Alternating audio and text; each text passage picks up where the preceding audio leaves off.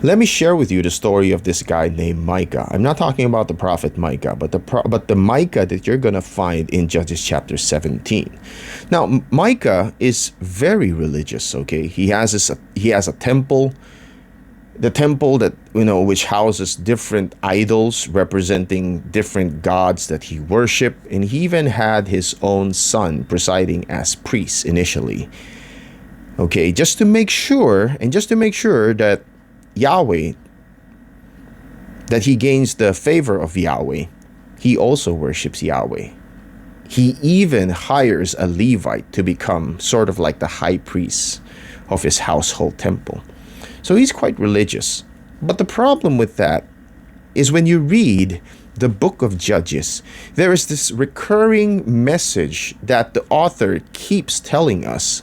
And that is, at that time, there was no king in Israel, and everybody was doing what was right in their own eyes. So that's problematic, because that means everybody is doing their own interpretation of what morality is and what worship should be.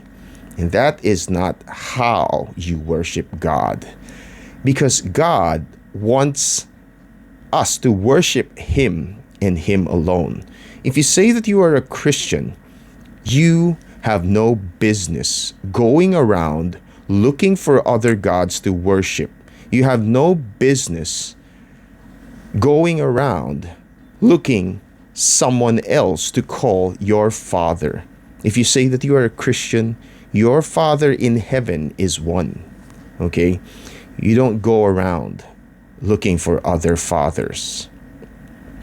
You see, if you truly believe that you will be in heaven with Christ and you truly worship Christ, we need to remember that there is not going to be a place, and there's never going to be a time in heaven where you will be allowed to worship other gods.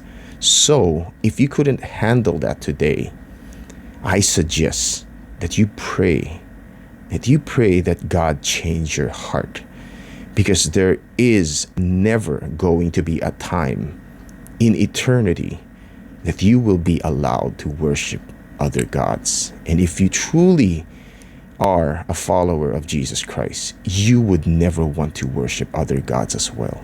So with that, have a blessed week ahead.